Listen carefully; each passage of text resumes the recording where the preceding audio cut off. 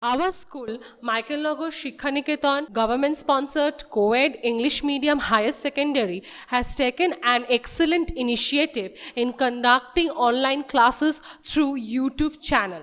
Even in this pandemic situation, our school did not step aback in providing and enhancing knowledge to the students. So, it's a request to the viewers, please like, comment and subscribe. Hello students, today I am going to start with the chapter known as International Trade and Balance of Payment. Now first of all we are going to learn that why the two countries or more than two countries trade with each other.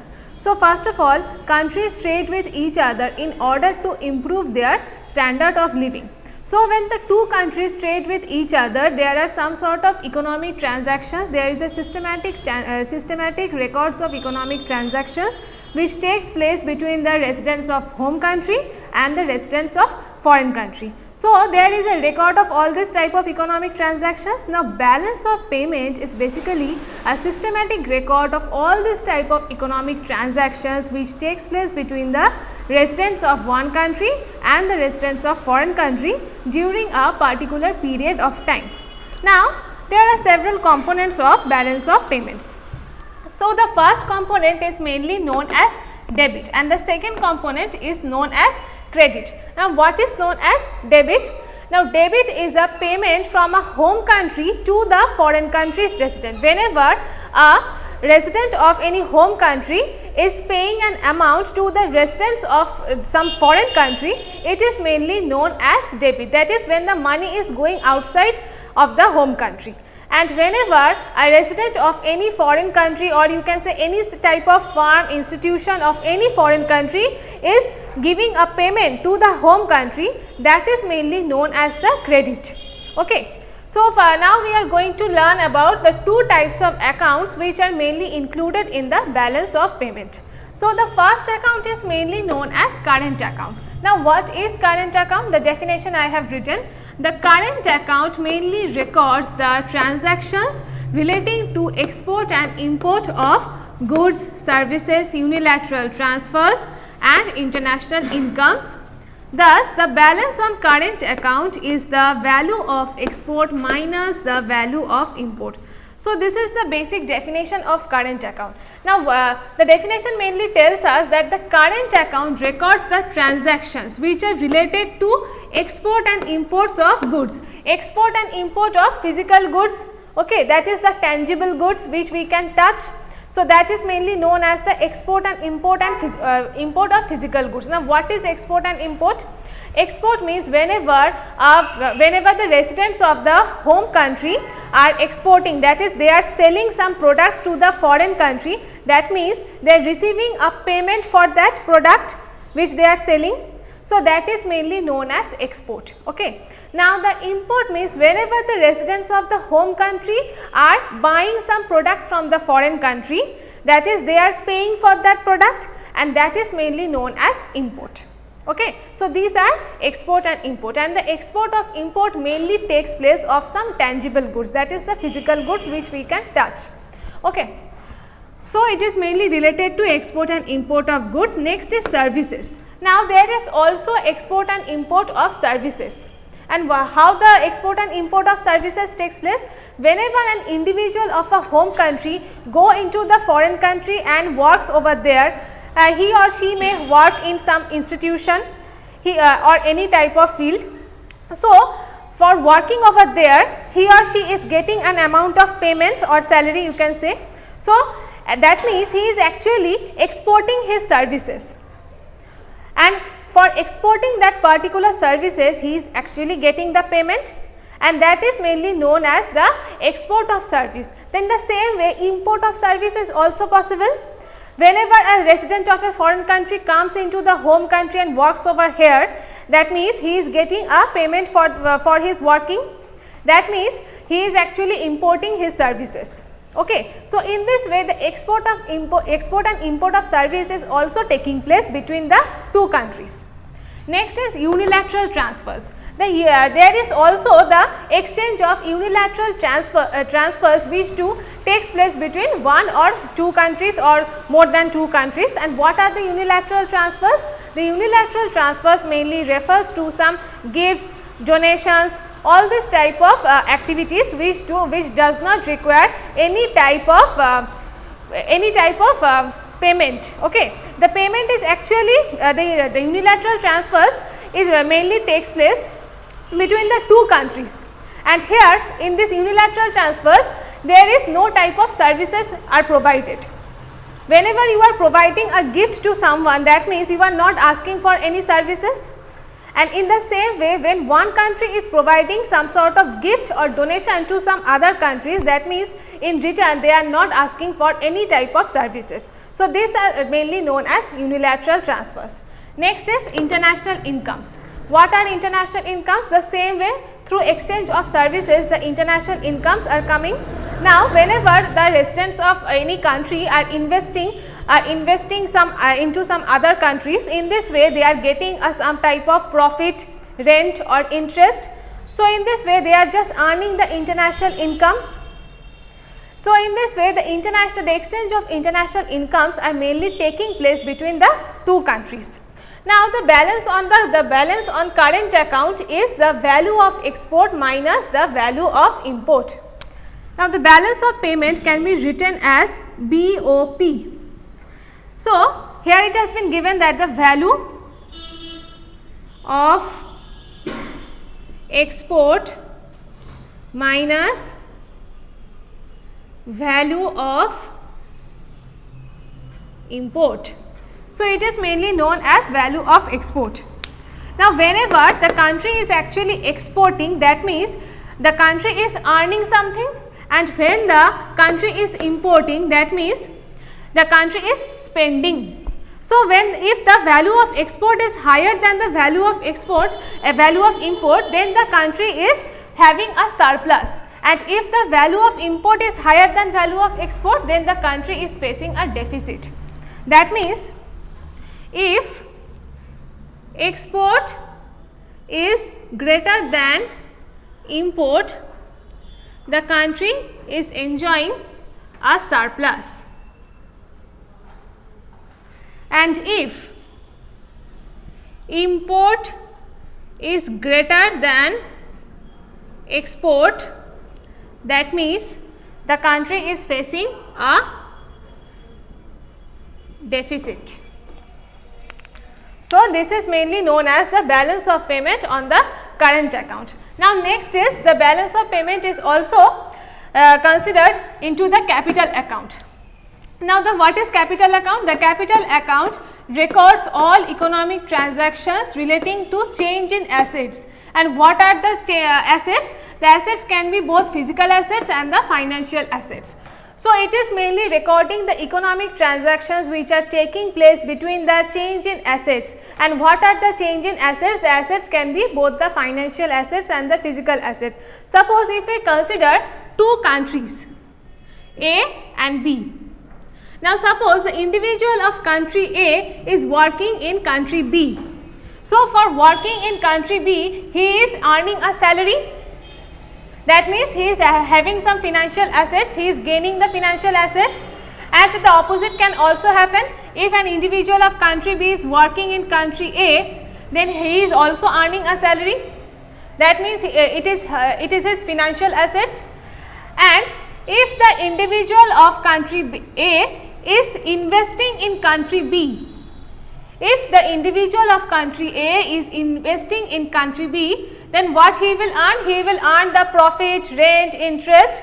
In this way, he is earning the profit, rent and interest by owing a physical asset in country B. So, by owing a physical asset and the physical asset may be any type of farm, industry, any kind of physical asset. So, by owing a physical asset in country B, the individual of country A is earning a profit, rent and interest. So, it is actually his financial asset which he is earning by investing in country B.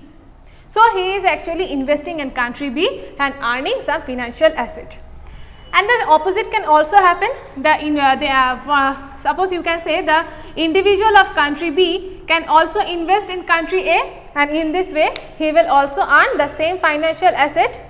So, by investing in some in this way, by investing in country A, the individuals of country B can also earn some financial assets. In this way, both the opposite cases can also happen.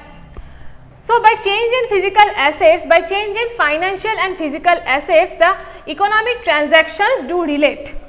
Now, if there is some change in some financial assets as well as in physical assets, then all these economic transactions will be reflected in the capital account.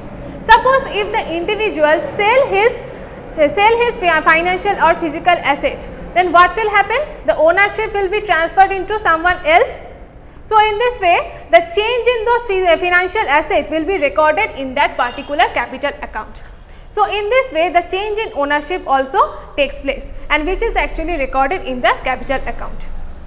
Now, next there are two items. I have already explained the debit and credit, what is known as credit and what is known as debit. Now, in this way I have just differentiated the credit part and the debit part and the current account and the capital account. Now, in the credit part, what we are having? We are having export of goods, export of services, unilateral transfer receipts, income receipts, and in the capital account we are having the capital receipts. And in the debit part, in the current account, we are having import of goods, import of services, unilateral transfer payments, income payments, and in the capital account we are having the capital payments. Now, what are this? In the current account parts, I have already explained that in the credit, whenever we are just exporting some goods, that means we are earning money by exporting goods, by exporting services, or if we are getting some sort of unilateral transfer receipts, that is if we are getting some sort of gift and donation, that means we are just receiving those type of unilateral transfers, that means we are actually crediting. Next is income receipt. Whenever we are just whenever the individual of home country is earning by working in some foreign country, that means he is receiving the income, that is actually known as income receipt. Next is capital receipt. By selling some financial and capital assets, the individual may earn the capital receipts. So, all these things are mainly recorded in the credit part of the current account as well as in the capital account. So, these are the credit part, that means we are just earning. The members of a particular country is actually earning or getting all this type of assets, or you can say he is earning, the particular country is actually earning. So, that is actually recorded in the credit part of both current and capital account. Next is debit part. So, the debit part, that means the amount which is deducted, and the debit part includes imports of goods, imports of services, unilateral transfer payments, that is the payments which are being transferred, and for those payments we are not getting any type of services, that is gifts, donation, etc. Income payments, capital payments. So, all these things are listed in the debit part of the current account and the capital account.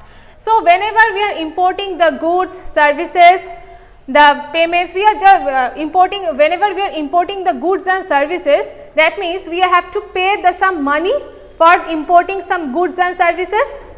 So, that means that we are having a current account, we are having some sort of deficit. We have to give out some money for importing those goods and services. So, all these things are mainly listed in the debit part. Whenever we are giving out some money, that is actually listed in the debit part. Unilateral transfer payments, just remember, in the credit part we are having unilateral transfer receipts, and in the debit part we are having unilateral transfer payments. So, in the credit part we are having the receipts, that means we are getting, and in the debit part we are giving the payment, that is we are gifting out something or we are donating out something, that is mainly known as unilateral transfer payments. So, that is included in the debit part. Income payments, that is if a person of any foreign country is earning, is working over here, that is working in some home country, and we have to pay him for his services, that means we have to provide him some income payment, that is mainly known as debit. So, that is mainly listed in the debit part, because we have to give him the money. Next is capital payment. So, by selling the financial and physical assets, we have to if someone is selling us his financial and physical assets, then we have to give out some money to him. So, that is mainly listed in the capital payment part. Okay. So, all these things are listed in the debit part. Now, this is known as the current account and capital account, credit part and the debit part. I think up to this much it is clear to you. Now, next we will start with the capital account transactions. Now, the capital account transactions deals with many kind of items. The first one is known as export and import of goods and merchandise. Second one is invisible items, which do include the services, unilateral transfers and income. Now, first of all, the export and import of the goods and merchandise. Now, the export and import of goods and merchandise mainly includes the export and import of some tangible goods, that is the goods which can be touched, like iron ore, coal, petroleum, all this type of goods. So, mainly the export and imports of some tangible goods do takes place. So, whenever an Indian exporter is exporting some item to the foreign countries and in return he is getting some payments, that is mainly known as export of good, and the export of good is mainly considered in the credit side of the current account. And whenever some Indian importer is importing some item, that is he is buying some item from some foreign countries, that means, and for that buying what he have to do, he have to make a payment to that foreign country. So, that is actually included in the import side of the current account, that is in the debit side of the current account. So, in this way value of export and imports are mainly considered as the current account transactions. Next is some export of invisible items also takes place, and the first one is known as services, second one is unilateral transfers and the third one is known as incomes. Now, the first one is services. Now, export and import of goods and merchandise do takes place between some tangible goods, that is the goods which can be touched. Now, in the same way export and imports of the services also takes place. Now, the services cannot be touched, it can be felt. Okay. So, in this way whenever an export of services do takes place, that is considered to be an item of invisible item, that is considered as the invisible item of export. So, whenever and the item of export can be considered as the shipping services, banking, all these are mainly known as services. So, in this way if a home country's resident is providing some services to the foreign countries and in return he is getting some payment, that means he is earning, and that is actually considered in the credit side of the current account. And in the same way if some citizens of the foreign country is providing some services to the home country and in return he is getting some payment, that means we are just importing the services of the foreign countries, and it is actually considered as in the debit side of the current account, because for that service we have to just pay him some salary. So, in this way it has to be considered in the import side of the debit side of the current account. Next is unilateral transfers. Now, unilateral transfers are those type of items for which we are not getting any type of services, those are mainly known as unilateral transfers, and it mainly includes the gifts, donations, all this type of transfers are mainly known as the unilateral transfers. Now, whenever we are getting some unilateral transfers, that is whenever we are getting some sort of gift or donation from some foreign country, that means we are receiving the unilateral transfers, and that is known as unilateral transfer receipts, which is actually considered in the credit side of the current account. And whenever the same we are providing, that is whenever we are the residents of the home country are providing some unilateral transfers to the residents of the foreign country, that means we are making the unilateral transfer payments, and that is actually considered in the debit side of the current account. Next is income. Now, income are mainly categorized into two types, that is investment income and the compensation of employees.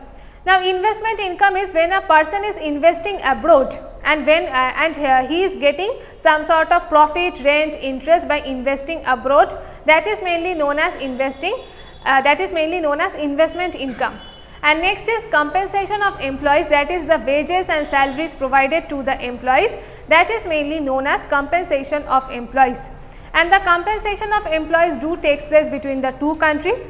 So, whenever a person is investing abroad, that means he is earning some income from there in the form of rent, interest and profit, and whenever a person is providing his services by working abroad, then in the same way he is just getting the wages and salaries. So, from there we are just having the income received from abroad, which is considered in the credit side of the current account, and whenever the income payments are mainly considered in the debit side. And what are the income payments? Suppose the residents of the foreign country are coming into our country and working, so we have to make an income payment to them, so that is mainly known as income payment. Or whenever the foreigners are investing into our country, that means they are just earning some sort of profit, rent and interest, that means they are earning by investing in the home country. So, in this way we have to make the income payment, that is they are getting the payment by investing in our country, that is considered in the debit side of the current account. Now, next we will just learn about the capital account transactions. The capital account transactions mainly include the foreign investment. Now, the foreign investment I have already just told you right now, that the foreign investment is whenever the foreign residents do invest in the home country, and in this way they are just having the income, they are just enjoying the profit, rent and interest and all this type of incomes by investing in the home country. So, all this type of transactions are mainly dealt in the capital account transactions.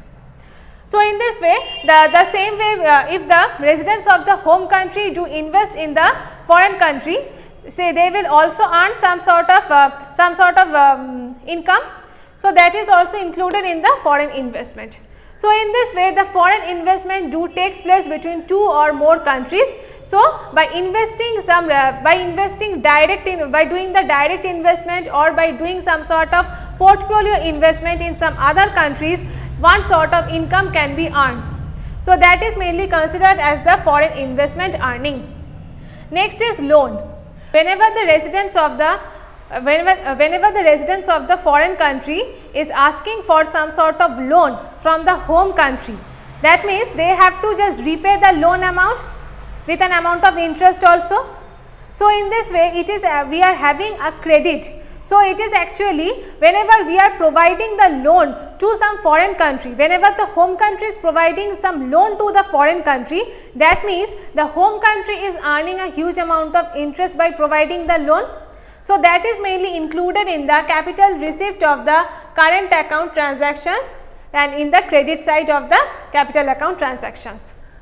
And the opposite can also happen. If the home country is asking for some loan from the foreign country, that means the home country has to repay the loan amount along with the interest amount, and in this way the loan repayment is actually considered in the debit side of the capital account transactions. So, all these things are mainly considered in the debit side of the capital account transactions. So, in this way the loan repayment comes under the capital account transactions. The loan transactions which are actually taken between the two countries or more than two countries are mainly considered in the capital account transactions. So, today up to this much. Okay, next day I will just proceed on with the next part of the chapter. Just go through these chapters properly.